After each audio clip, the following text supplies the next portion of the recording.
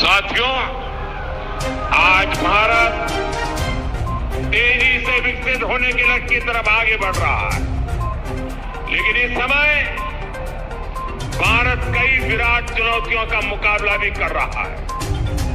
साथियों, कोरोना काल के दौरान ही दुनिया सप्लाई चेन के बहुत बड़े संकट से घिर गई।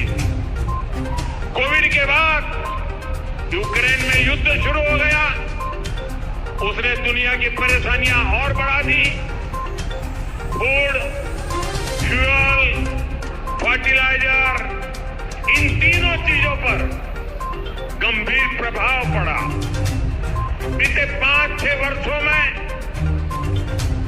इस संकट से निपटने के लिए हमारी सरकार निरंतर प्रयास कर रही है। आपको याद होगा, उस समय और आज भी फर्टिलाइजर की एक बोरी दुनिया में 3-3 हजार रुपये में बिक रही थी। एक बोरी का 3,000 रुपया। कितना?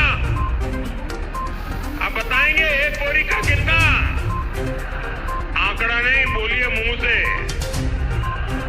3,000 रुपया एक बोरी का। कितना?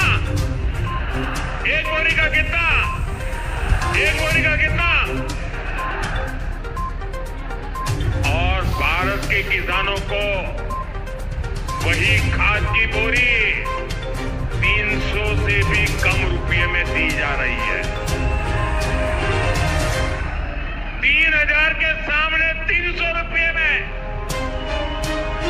सप्लाई चेन की इन मुश्किलों के बीच पिछले 2 महीने से हमारे पड़ोस में ही इतना बड़ा युद्ध चल रहा है। इसका असर पूरी दुनिया पर पड़ा है और भारत पर तो और भी गंभीर असर हुआ है। साथियों, भारत के पास बड़े बड़े तेल के कुएं नहीं हैं। हमें अपनी जरूरत का पेट्रोल, डीजल, गैस, ये सब बहुत बड़ी मात्रा में दुनिया के दूसरे देशों से बाहर से मंगाना पड़ता है। युद्ध की वजह से पूरी दुनिया में पेट्रोल, डीजल, गैस और फर्टिलाइजर के दाम बहुत अधिक बढ़ चुके हैं, आसमान को भी पार कर गए। अड़ोस पड़ोस में देशों में क्या हाल है वो तो अखबारों में आता है।